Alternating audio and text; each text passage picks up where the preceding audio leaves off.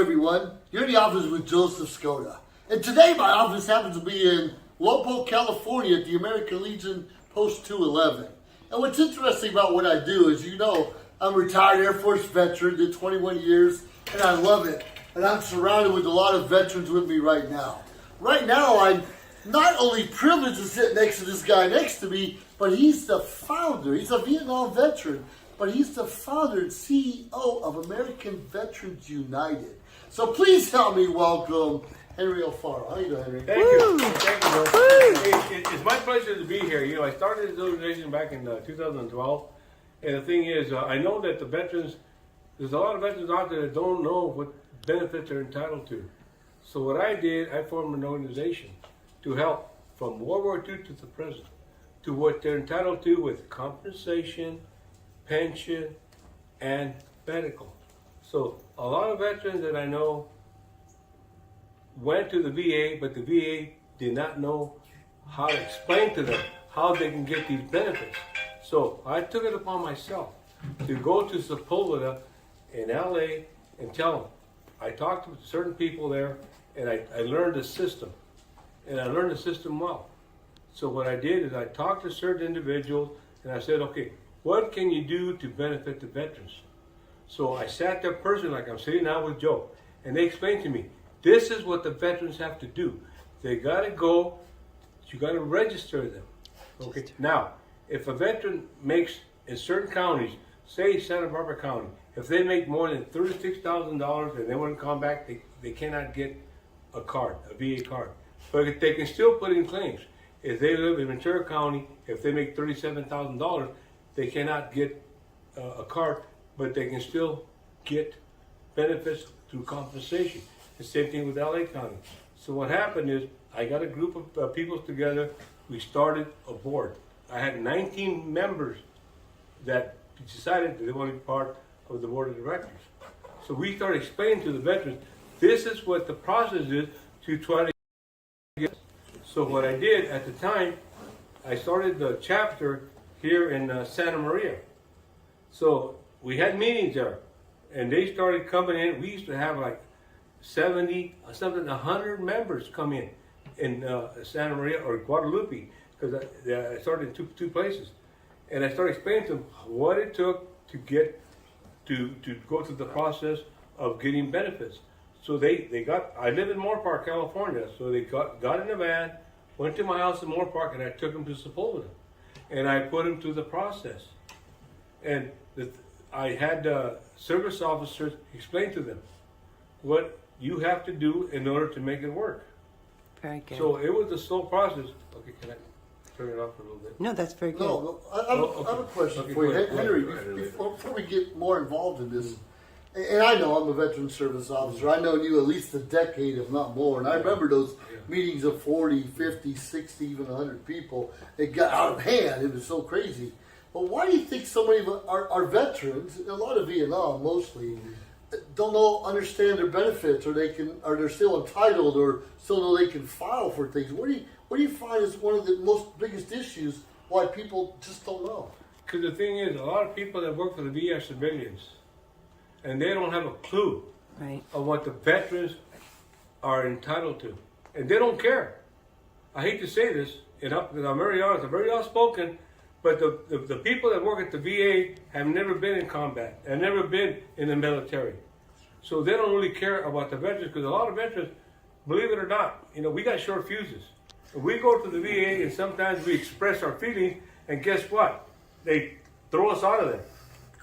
You can't come here no more. They got security there, the cops will walk the veterans out and everything else. But, we try to explain to them what's wrong with us, but they don't have a clue on what the issue is when you got PTSD, what the issue is when you've been in combat, what the issue is when you went to basic, what you went through AIT. Because you don't have to be in combat to have problems. Right. And when you deal with civilians, it's hard to explain to them, I've been through this shit in basic, I've been to this in AIT, I've been to this stuff in combat, I've been to this thing when I was in stateside duty, I've been to this thing when I was in Korea, I've been to this thing when I was in Thailand, I've been to this thing when I was in Okinawa, and that's the problem. I understand them. I feel their pain. I can relate to them as a veteran. And sometimes I've been to Sepulveda with veterans, and I had to raise my voices with some of these people behind the counter. And that's the problem. I understand that one totally. And good thing you brought that up because a lot of us get angry right away. And when we're getting help from the VA, for instance, sometimes every time you go see a counselor, it's someone different. Yes. It's someone new. It could be even an intern, someone not even qualified. They get their qualifications.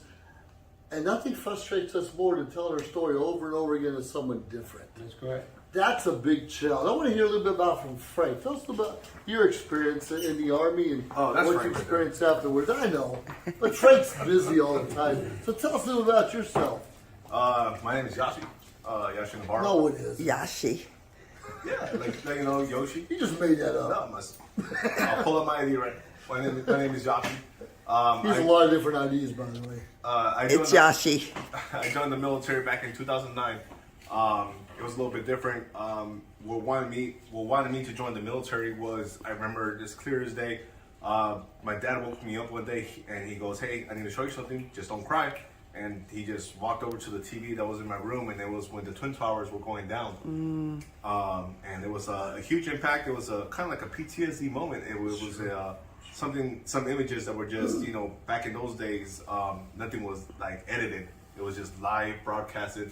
It was just, you know, just an impact in certain people's lives. So it was a PTSD moment.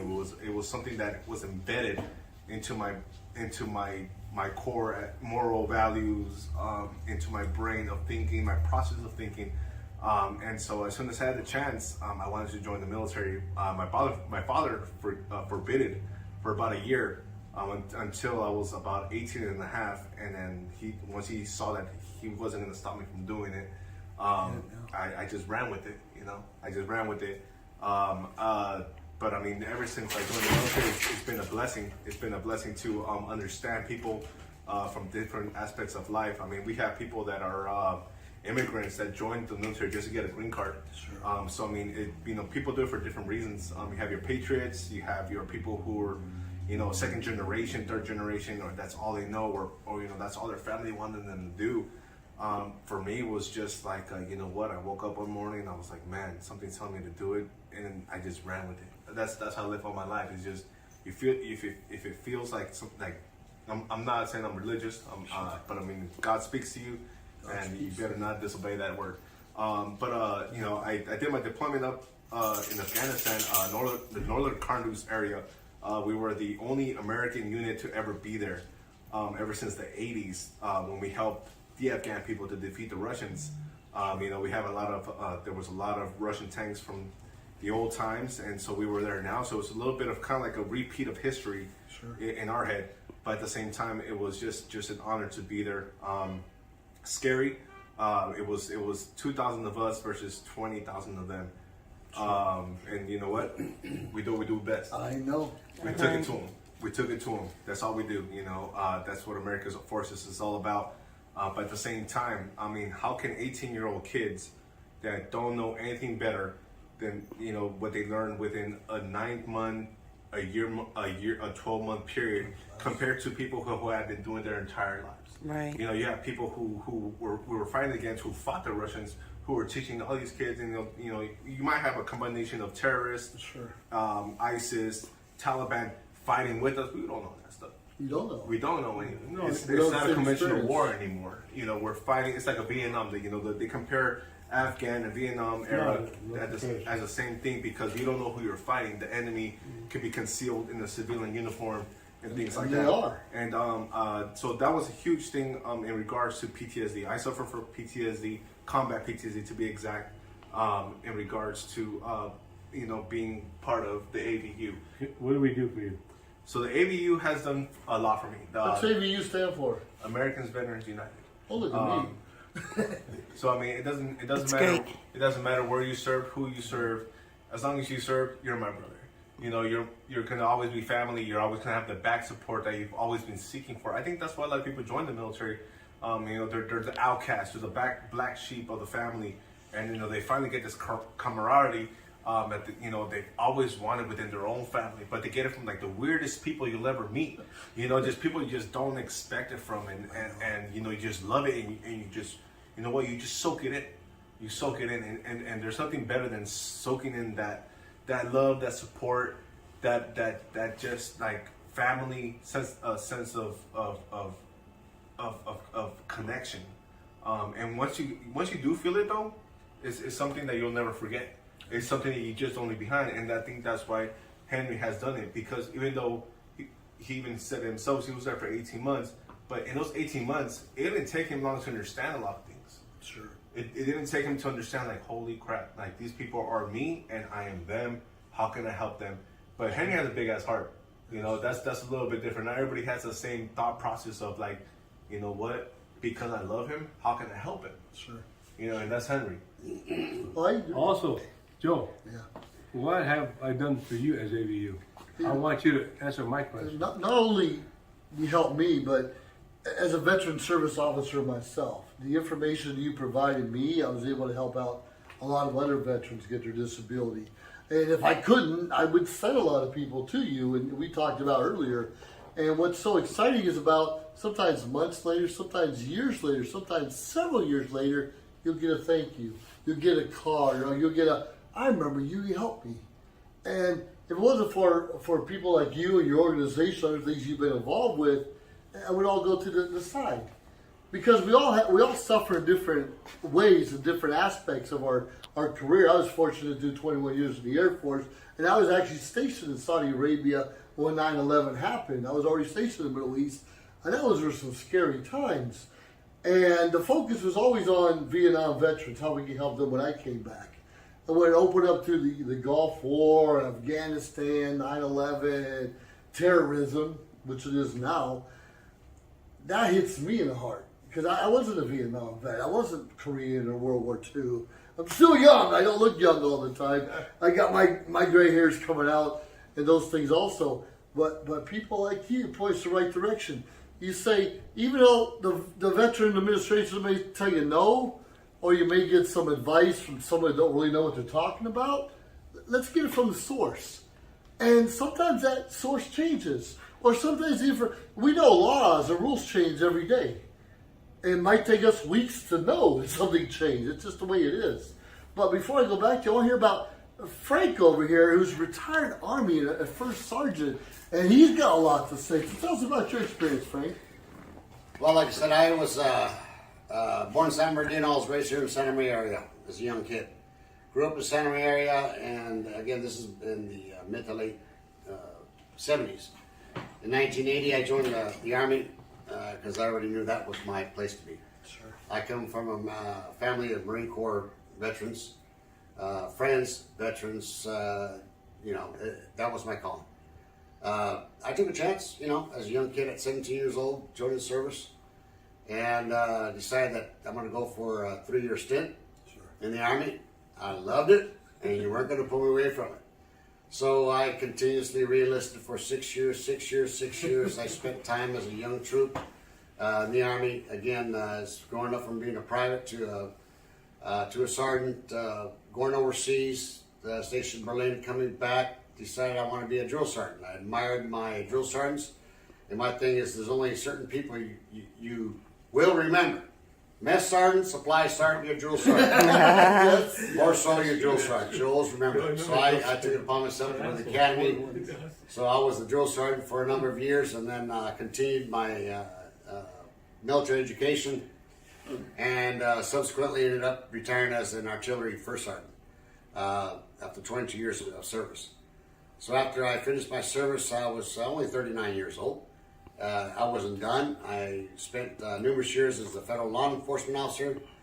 And again, my thing was this. I am serving my country and protecting my country. But I also serve my country in the form of being a federal law enforcement officer to support the United States Border Patrol, so I protect my borders. I am protecting my country on 2 different levels. So once my time finished with that, I made a self-commitment, lifelong commitment, that I'm going to serve my veterans. Yay. And I say my veterans, my male, female veterans alike from all eras of war. Thank you. Again, right now we're in a different stint. However, there are certain things that have changed over the several years. From the time that I began involved with American Veterans United as a simple member, and then became a board member, and again I took things a little bit further. As Henry knows, I've always, with my years of experience in the military, I've always expressed a sense of chain of command, leadership, and organizational skills. And since then, again, being a vice president of AVU, I've made it a point to take it a little bit further in acknowledging the fact that as a veteran myself, I'm going to help veterans with their pension, compensation, education, survival benefits on all levels. And I've done that in so many on so many levels. And again, I cannot go without a day without hearing from some form, either a veteran, a spouse, a child of a family member, to be able to help them with certain benefits. And again, I'm proud to be part of this organization. I thrive on this organization. This is my life, and I will continue doing this until my time to be taken above, along with my other veteran brothers and sisters. Thank you, Frank. so much for that. We're Frank, glad to have you here. I have a real quick question for you. I know you come in here with I believe a service dog Correct. that helps you. Tell us a little bit more about how the dog helps you. Well, Actually, can we have the dog on the screen, please? Cheech, come here. Come on, Cheech. Oh, never mind. There she I can't is. get my kids to do that. There she is. Come here, Cheech. Come here, buddy. Where's Chong? Come here. Whoa, did you see that? Whoa! He knows who the president is. Oh, you're the one that fed him more or less. He knows who the president is. Anyways, that's my service dog, Cheech. Years ago, again, when I was in the early stages of filing for compensation myself, Sure. there was, again, some confusion, or should I say lack of knowledge of how to handle a military retiree also with compensation benefits. Sure. Because there's certain aspects that come into play that that retiree needs to really consider when you're filing compensation. And this has to deal with how the military retiree was discharged from active duty, what type of benefits they're receiving for retirement pay, and then going into compensation pay. So those are a couple of things that I considered. And then I had also considered myself through self-assessment with PTSD, whether I suffer from PTSD, because I've had my traumatic experiences also during my career. And that's one thing I educate, and I try not only educate myself, but I try to educate many other veterans. We all come from different backgrounds of military experiences, military life, terms of service, and so on. So you can never discount what a veteran, either what type of compensation claims they would like to file, even if they're knowledgeable of those type of benefits they can file. Sure. Now we're talking about myself. I didn't realize that I had been suffering from PTSD for many, many, many years. And I took the initiative to start doing my own personal self-assessments and so on, and seeking my not only health care with the VA healthcare system, I also looked into the psychiatric mental health aspect of things, and consulted with psychiatrists and so on, and did my own PTSD self-assessments, and validated through the, again, professional mental health providers that yes, I do suffer from PTSD. And not only on that sense, and there's several ways of having to deal with PTSD. Again, through counseling sessions, through group sessions, through, again, medication, which is also one thing, which, again, can become part of veterans' lives. Right. Mine was, I had my service animal. And in having my service animal and in communicating with my mental health professional, my psychiatrist, yes, it was advised that I can benefit from having a service animal. So I've had my service animal, and he's played a very important role in my life, not only just mine, but my organization's, because it provides comfort for other people within our organization and the general public. But again, the fact of learning myself also of the different tools, resources that are available for our veterans, and I encourage any and all veterans to look at these different types of resources available to include service animals. Very good. You know, that brings up a real good point because I'm retired at 39 years old. Right. And those of us that could not find suitable employment right after, all we have is things going in our mind. Most people get a job right away, have to take care of their families. I couldn't.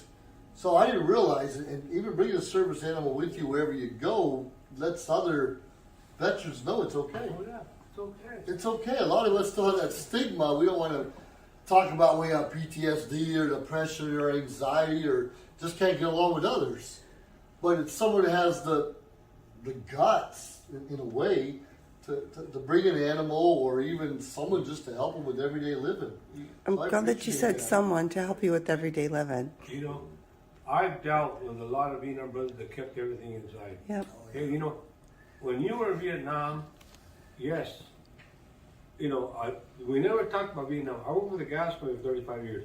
There was guys in the gas company that were Vietnam veterans. I didn't know they were Vietnam veterans, so I started telling them helping out veterans. And then they reached out to me. Henry, guess what? I have the Purple Heart. I was in Vietnam. I got a Bronze Star. I go, no shit. I worked with you all this time, and you never told me you were a Vietnam veteran. And I Wow. never told anybody. I never wore Vietnam colors. I never talked about Vietnam. I just kept everything to myself. And then once I started helping out the Vietnam brothers, when I started taking them down from Santa Maria, Guadalupe, and here to Sepulveda, some of them were 1-on-1, 2-on-1, or whatever, and we talked about, you know, the stuff that happened to us in Vietnam, the atrocities that happened with Vietnam. We cried, we hugged each other. See, veterans only trust veterans, which is sad. But I didn't tell my family members. I got 2 certificates of appreciation because I said the veterans when in Vietnam. We don't talk about that stuff. But see, we understand each other. And I used to tell them, I feel your pain. We can cry. We can talk. Even my own brother. I went to Vietnam. I was in the Army. I got drafted. I was married to my wife. I was 19. She was pregnant. My brother got drafted to the Marine Corps. To this day, he retired with the fire department in Santa Maria. He never talked about Vietnam. We never talked. But finally, when I started helping him out, we went to the Alfaro bar in Simi Valley. I said, Rudy, you got to tell me. And he started crying and stuff. And we sat there. We hugged each other. I go, bro, you got to let it out. But Vietnam brothers, they don't let it out. They keep it to themselves. And you know what? In order for us to die with happiness, you got to let it out there. You know, it's because it's hard on the family because we keep this in you, and it's hard for the Vietnam himself. And Yes. that is really hard. Let me say something real quick. On that note, you know, again, some of the comments you made about veterans, trusting veterans and so on. Right. You know, that there are more veteran communities that exist more so than some of your more public communities. Because again, with that knowledge of veterans, trusting veterans and so on, that is an area where, you know, we know that we all have our different experiences and we have to respect that. We cannot doubt it. We cannot question it. The fact is we need to support each other as veterans, as our brothers and sisters that have experienced so many different atrocities and simple experiences. You know, that's something that we all, as a veteran community, regardless of what organization you belong to, wherever you go in our country, you're always going to be able to access a veteran organization or a group of veterans at some point in time. But it's understood. It's like, again, it's a brotherhood, sisterhood. You always understand that that's a veteran. You know that that person has taken the same oath as you have and willing to sacrifice exactly as you have. However, the experiences may be different, but the respect is never lost. Well said, well said. That's a good point. I had a brother in the Marines, a brother in the Army. And you know my brother in the Marines? He went AWOL the first day. He didn't know. They took his glasses off and saved everyone's head and said, follow the guy in front of you. The guy in front of him was graduating going out the gate. he got in trouble the first day. He has his own experience. It's crazy. But Navarro, for someone just getting out of the military, any recommendations for them to get the help they need? Absolutely. Talk to people you know, and that's who the AVU is. If I could put it as simple terms, if you can't, we know we can't talk to civilians, then talk to a veteran. Yeah. That's what the AVU is. So true. There's not a single person who's a civilian besides, you know, the wives who are not only as hardworking, but maybe even more hardworking than the officers that we have. But that's where it falls, right? So you're not gonna talk to someone you don't know. You're not gonna talk to someone you don't trust. And unfortunately, that's what the VA is all about. We've never seen these people. I don't know their faces. I hear their names, but I mean, right here, I could work with Henry face to face, who happens to be the president of someone who's like a lawyer. They're willing to fight for you. They're willing to put their, reputation down the line. They're willing to they're willing to get you where you need to be. Sure. So I mean, if that's not a representation of a lawyer, I don't know what is. So that's what you want. You want someone to represent you and fight for you and work hard for you. And I think that starts with your own home. Right. Sure. You yourself, as the veteran or the active duty service member, you have a family, you have a spouse, you have children. That's where it starts. Your team of support starts right there. Right. When you leave active duty military, whatever career you decide to or the length of time that you spend in service, and you have that family structure, that will remain with you no matter what. When you leave military service, now you're a veteran, and now you got to find a way to provide for your family and your kids. Sure. That is just as important. And that's what we are. That's the backbone. And that's what we are. ABU's family. Yeah. Absolutely. ABU is the family outside the family. Yes. We're all family. And we're speaking about family now. And I think it's very important that we recognize somebody that is a part of our family. Linda, all you have to do is step in front of the camera and say hello, because family is the major support group. She Yeah. is a major player. Stand up. We love Right you, there, Linda. we have a spot right there in between Yoshi and Frank. Just go film her sit down. Yes, She is a major player. She is a major player for the she ABU. is. She's a big back. Okay, sit rolling. She is a major See, player. she gets That's nervous it. like that. I have a good roll. That's perfect. We're now at 27 minutes, and I believe that I have the opportunity to say this has been the most beneficial part of the evening. Whether you know it or not, we're all gathered here for a very special occasion, and that's what's brought us all together. Yes, there's gems all around. She is the diamond that makes things shine. So with that said, thank you, everybody, for your voices. And I think that Joe, Henry, Yoshi, Frank, Chico, Cheech, we couldn't be who we are without you. Thank you very much. And real quickly, Vanessa Phelps is behind the camera, a 21-year Air Force veteran herself. Yeah. So we appreciate all of us. Thank you so much for joining us and telling us your story. Just really quickly, we have the Veterans of Foreign Wars, we have the American Legion, we have the Disabled American Veterans, we have Vietnam, we have so many things.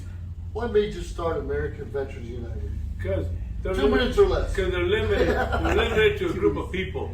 We're not limited. We help everybody. We help their spouses, and we want civilians. We have a lot of in our organization. You can be a civilian and be a board member. You can be an officer. Because you know what? Sometimes they do more for their spouses than the veterans do for themselves. And I'm adamant about that. My wife. If it wasn't for my golden jewel here, I wouldn't be here right now. Amen. That's a fact. Where's your website? How do people find you? How do people find you? It's AVU, American Veterans United, Inc., INC.org. Check out our website and what we do. If anybody that is listening to this needs help, call me. My phone number is 805-990-4079. I will help anybody. Supporting spouses, Frank is a jewel when it comes to that. We help every veteran anywhere in the damn country. Thank you. I salute you all. Okay, thank you. Woo! Thank you so much, everyone. You're welcome. If you liked our show, please